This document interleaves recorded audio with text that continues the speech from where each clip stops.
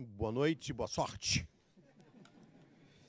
Eu gostaria de considerar que as minhas palavras sobre o tema desse debate de hoje foram inteiramente esgotadas pela competente, inteligente e brilhante exposição da Renata, e vou me permitir fazer considerações de outra natureza. Eu diria, em primeiro lugar, que o presidente da Câmara, em atividade, o vice Valdir Maranhão,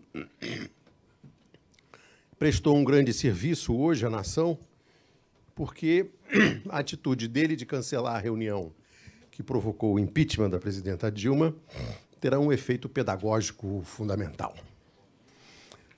A decisão em si, segundo o parecer do governador do Maranhão, Flávio Dino, um respeitado jurista e profissional, é uma decisão que tem mais consistência jurídica do que aquela decisão que levou o Eduardo Cunha a se vingar da presidenta Dilma e que é o motivo desse impeachment, que, na verdade, é um golpe de Estado. A vantagem da decisão hoje do Valdir Maranhão é que todos serão desmoralizados. Ninguém vai se esconder atrás da liberdade de imprensa, da toga, da imunidade parlamentar. Todos vão botar a mão na lama. Por quê? O Maranhão obrigou o Senado agora a se manifestar contra naquilo que o Lindenberg disse que transformou o Renan num Cunha, e o Senado não ratificou a decisão do Maranhão. Isso levará, inevitavelmente, à judicialização do processo e um recurso do governo, do PT ou da AGU, ao Supremo. Com isso, o Supremo, que estava até agora protegido sob a bandeira de discutir apenas o rito, o método do impeachment, se estava dentro ou não da lei do impeachment, vai ter que discutir o golpe. Não dá mais para tratar de rito. Qualquer que seja o recurso que o PT leve ao Supremo, o PT vai ter que dizer sim ou não ao que quiser. E dirá sim ou não ao golpe. Porque o que vai para o Supremo agora é sim ou não ao golpe. Pode chamar isso de discussão da medida do Valdir Maranhão, pode chamar isso do que quiser, mas é a última das instâncias de um golpe de Estado. Pode chamar de golpe paraguaio, golpe branco, golpe cor-de-rosa, lá o que quiser, mas é um golpe de Estado. E, portanto, também o Supremo vai ter que botar a mão na lama. Então, nós tivemos a justiça do Moro e de todos aqueles que acobertaram o Moro. Porque o Moro é um juiz-eco de província de primeira instância. Todas as decisões dele poderiam ter sido revistas em outras instâncias. Todas.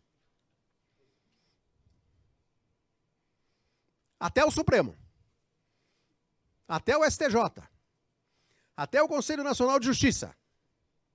E nenhuma foi.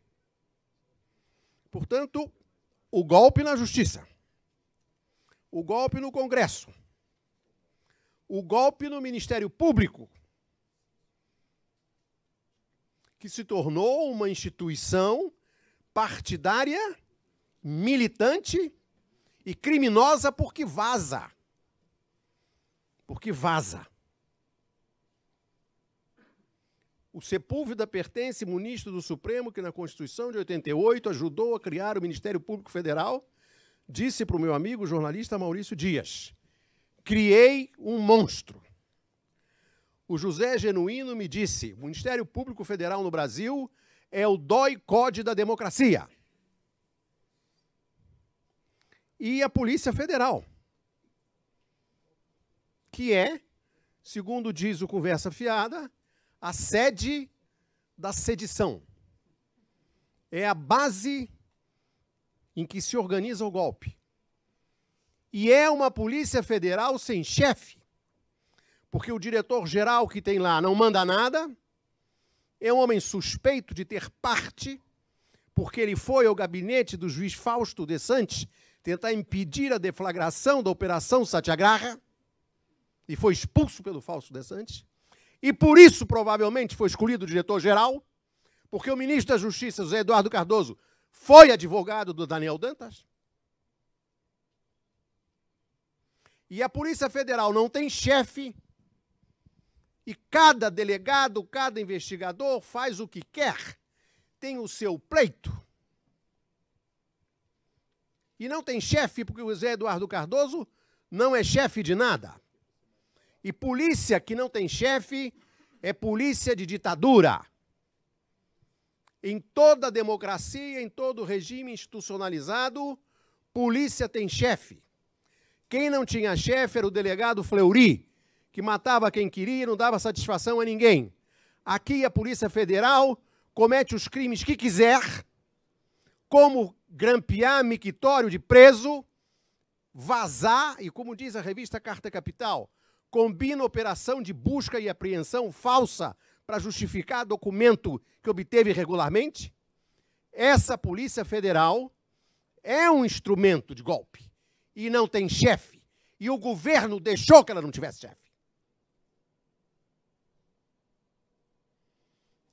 Essas instituições todas, acompanhadas pelo PIG de perto, Partido da Imprensa Golpista, a Justiça, o Congresso, o Ministério Público, a Polícia Federal, agiam, de certa forma, de uma maneira independente e autônoma, cada dia, na sua esfera de ação, com seus métodos e com seus objetivos. A batalha diária. À noite, o Jornal Nacional dava ordem. O Jornal Nacional organizava o golpe. Dava lógica àquelas todas medidas autônomas, independentes, mas que tinham o mesmo objetivo. É por isso que eu digo que o Jornal Nacional era o farol dos piratas. Os barcos, os corsários, se aproximavam da costa para fazer o trabalho de apropriação dos bens do povo, e no nevoeiro denso, muitas vezes não viam para que lado ia, e todas as noites, às 8h30, o Jornal Nacional dizia: é por aqui, senhores. E dava o rumo para o dia seguinte. É o trabalho de orientar o golpe. O farol do pirata. Foi isso que o Jornal Nacional fez. Não é hora ainda,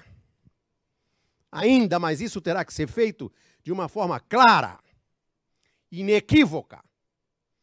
Não é hora ainda de construir o Muro das Lamentações, e este governo e os partidos que o sustentaram têm que fazer uma autocrítica severa.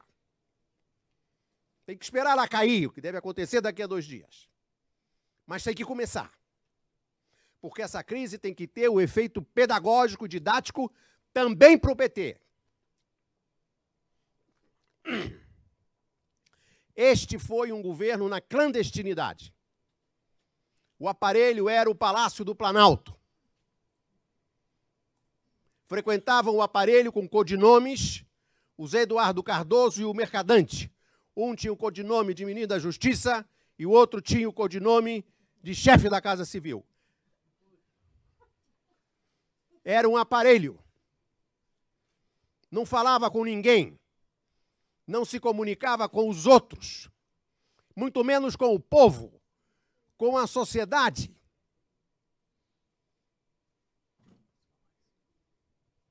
Precisa berrar mais?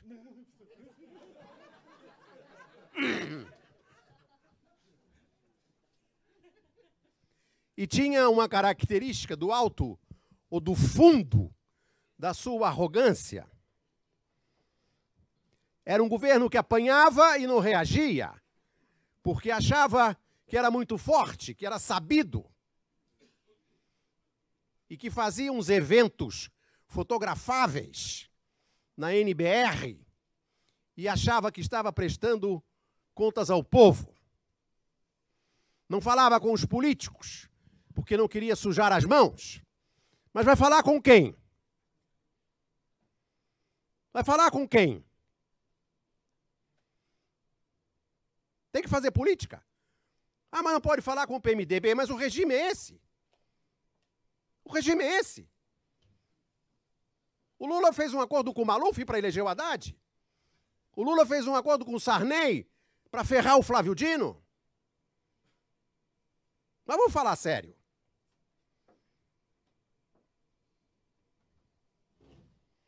Quanto mais apanhava, mais demonstrava fragilidade e covardia política. E os corsários percebiam. Ela sangra. Ela não reage, ela não bate, ela não morde. Vamos embora! E o pecado capital se deu com a eleição de 2014. Ou talvez voltando um pouquinho atrás, em 2013, quando houve aquelas manifestações desses jovens adeptos da doença infantil, do transportismo, que foi para a porta do Haddad, quebrar o Haddad, destruir o Haddad em nome dos passageiros pobres, e sumiram. Cadê os meninos do transportismo? Que eram orientados pela Globo News, como lá no Rio. Vai em frente, que é a ponte Rio-Niterói. Fecha a ponte.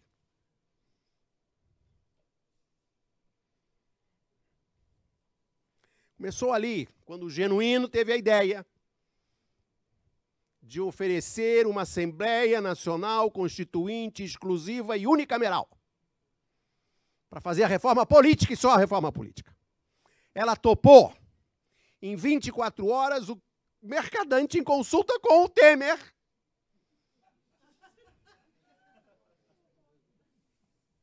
é o país da piada pronta. Em consulta com o Temer, convenceu-a a desistir da Assembleia Nacional Constituinte exclusiva e unicameral. Ela foi para a eleição e ganhou a eleição. E se trancou no palácio. Voltou para a clandestinidade. Voltou para a clandestinidade e saiu de lá com o Joaquim Levy. E fez a política econômica do derrotado. E criou um fosso insuperável entre ela e o povo. E criou uma fragilidade, uma fraqueza que se reflete até hoje. E isso se confirmou, se aprofundou quando ela sistematicamente impediu que se debatesse a questão do marco regulatório da comunicação com aquela lorota do aperta aí, como é que chama? Muda o controle remoto.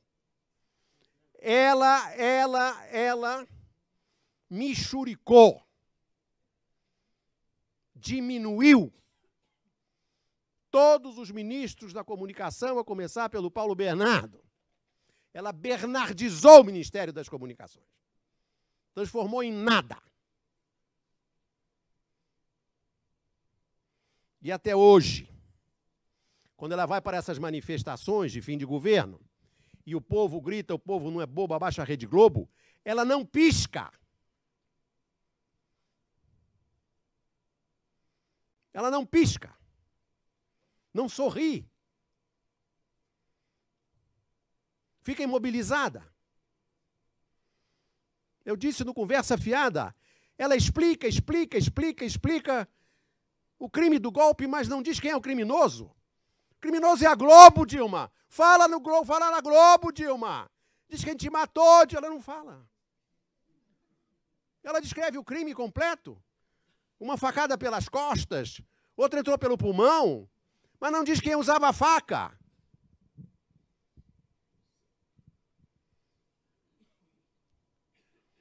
O Requião contou para nós aqui no Barão que quando o Lula foi eleito, ele foi ao Palácio do Planalto e disse: ô Lula, faz uma TV estatal forte. Faz que nem eu fiz no Paraná, eu peguei o dinheiro que o Lerner dava para a Globo, eu peguei o dinheiro todo e reconstruí a TV educativa do Paraná. Estava canibalizada, comprei equipamento, câmera, pessoal, transformei a TV do Paraná numa TV profissional, discutindo políticas públicas, botei as instituições sociais lá dentro, botei professores, acadêmicos, sindicalistas, discutindo o Estado, fiz um acordo com o Chaves, entramos em cadeia com a Telesur. O Lula, mas que ideia boa, Requião. Vai aí nesse corredor, entra na última porta direita e vende essa ideia. O Requião foi, seguiu, entrou na sala do Zé Dirceu. Aí o Requião vendeu a ideia para o Zé Dirceu. O Zé Dirceu, mas Requião, você não entendeu ainda. Nós já temos uma estação de televisão. Qual, Dirceu? A Globo. O Dirceu achava que com a verba da SECOM ele ia superar o conceito do conflito de classe.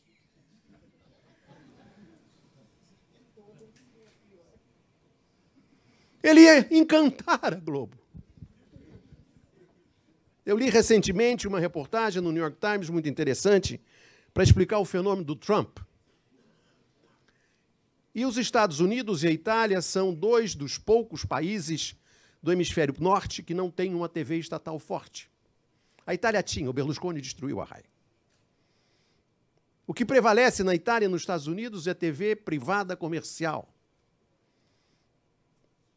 E é por isso que tem o Trump e o Berlusconi, disse esse pensador. E por quê? Porque a TV estatal é o árbitro dos conflitos doutrinários. A TV estatal põe na mesa, lado a lado, a esquerda, a direita, o centro e o meio, o que quer cortar a árvore, o que quer manter o verde, e estabelece um ambiente em que as ideias correm e o público, o eleitor, pode decidir. Na TV privada, como demonstrou a Renata, só tem uma ideia. Só tem um princípio, só tem uma ideologia, só tem uma doutrina, só tem uma perspectiva de vida. E é por isso que tem o Trump, e por isso que teve o Berlusconi. E é por isso que a Dilma vai cair também. Porque, como disse o presidente João Goulart, o Brasil foi envenenado de novo. Envenenaram antes dizendo que o Jango era comunista, um dos maiores proprietários de terra do Brasil. Agora dizem que o governo da Dilma é corrupto. O Temer, o Padilha, que o Antônio Carlos Magalhães chama de quadrilha, o Jucá, o Moreira Franco, o Fernando Henrique falou, não se pode levar o Moreira Franco para nenhum lugar que tenha um cofre.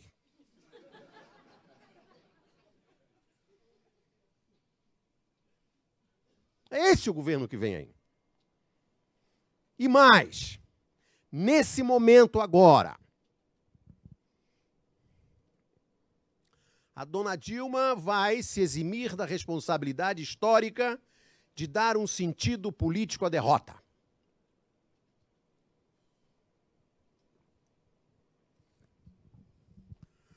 O Vargas teve uma reunião do Ministério na madrugada de 23 para 24 de agosto de 1954. O ministro da Justiça, Tancredo Neves, sugeriu que ele mandasse prender todos os chefes militares golpistas. O ministro da Guerra, o general Corrambert, disse que aquilo era impossível de ser realizado. O Tancredo falou, general, há poucas vezes na história das nossas vidas em que nós podemos ser honrados. Essa noite é uma delas. Getúlio ouviu e depois recebeu a notícia de que seu irmão, Beijo Vargas, que ele nomeou chefe da Polícia Federal, tinha acabado de ser preso. Preso como hoje foi o Manteiga. Sequestrado e mantido em cárcere privado numa condução coercitiva ilegal. Ministro da Fazenda do Lula e da Dilma. É o Beijo Vargas da Dilma. Se é possível prender o Manteiga, é possível prender a mãe da Dilma. O neto da Dilma.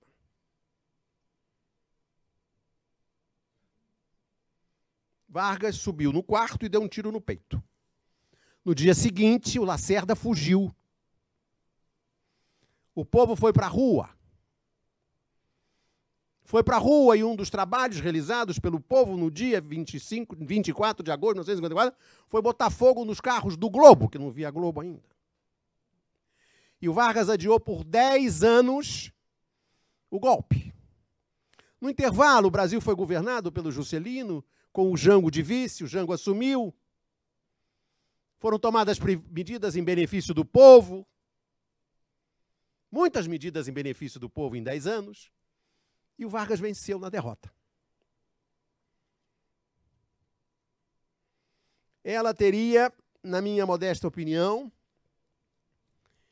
que encampar a ideia do Requião de enviar uma PEC ao Senado, convocando eleições gerais, a ideia do PCdoB de mandar um plebiscito ao Senado, convocando para plebiscito para convocar umas eleições gerais, e a ideia do bravo senador João Capiberibe, do PSB do Amapá, que fez um discurso brilhante agora à noite, dizendo: o impeachment vai dividir mais esse país.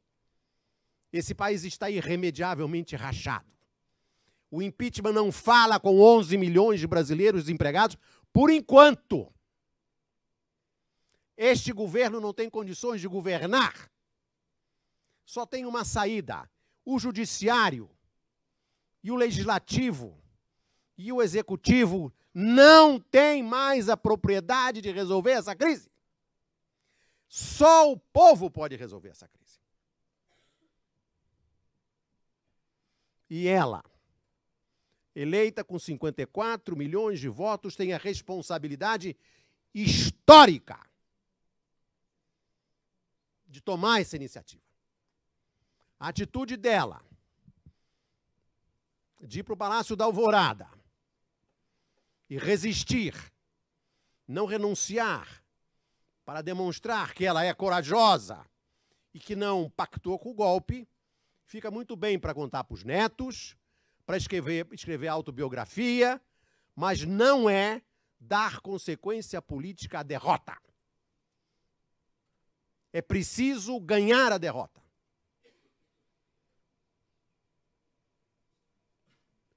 E, como isto aqui, como diz o meu amigo Miro,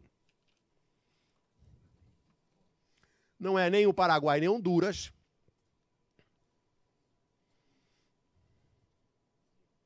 e como esse golpe foi tão escrachado e é tão obviamente contra o povo, porque o de 64 tinha aquela camuflagem da Guerra Fria, esse não. Esse é para mexer no salário mínimo, na Previdência, na CLT, é tirar o benefício, corrigir o salário mínimo por menos que a inflação e tirar a Previdência do salário mínimo. A prevalência do conversado, do negociado, sobre o legal na CLT. Entregar a Petrobras para a Chevron.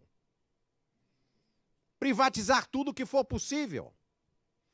Desvincular as obrigações constitucionais, ou seja, tirar dinheiro da educação, da saúde, do Bolsa Família. As vísceras estão à mostra, mais visíveis do que o pato do SCAF, que não é do SCAF.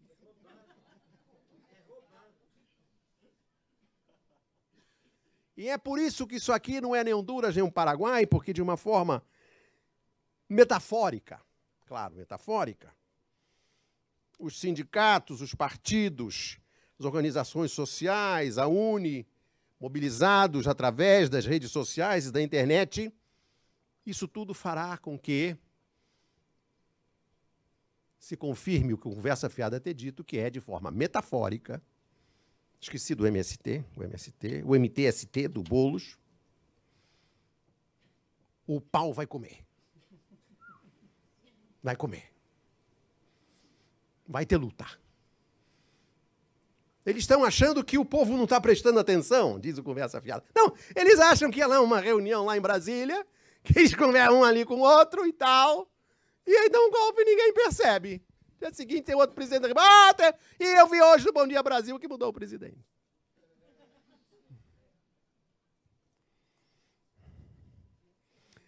Criou-se um clima de insegurança jurídica para as empresas. Ninguém sabe quem governa, ninguém sabe por quanto tempo governa, que regras são válidas, que regras não são válidas, que valores serão preservados nos contratos. E que contratos? Que contratos? Que contratos? E se o pau comer e o Temer convocar um estado de sítio? Isso não está fora de questão. Estado de sítio, intervenção militar nos estados, suspensão de todo tipo de liberdade de imprensa, supressão do habeas corpus, que já não vige em Curitiba. Isso tudo faz parte do estado de sítio. Isso está no quadro, está no radar. É bom prestar atenção. E é bom prestar atenção no seguinte: o homem forte do governo não é o Meirelles. É o general Sérgio Etchegóin, da notória família de militares Etchegóin, que serve à direita há muito tempo. E o general Sérgio Etchegóin, que hoje é chefe do Estado-Maior do Exército, terá a incumbência de reorganizar o sistema SNI e monitoramento dos movimentos sociais. Eles vão comandar o Exército, vão comandar a Marinha, vão comandar a Aeronáutica e vão comandar o SNI e a Polícia Federal. Isso não é pouca coisa. A Dilma não governou a Polícia Federal, a Dilma não montou um SNI, mas eles vão montar.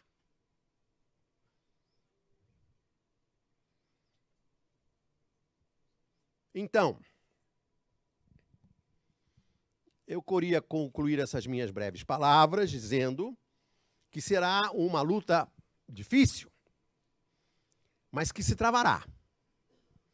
Se travará porque o caminho inevitável, o destino final dessa ponte para o futuro que o Moreira Franco e o Temer construíram, essa ponte para o futuro, leva na mão um chicote que será aplicado ao lombo do povo brasileiro. Muito obrigado.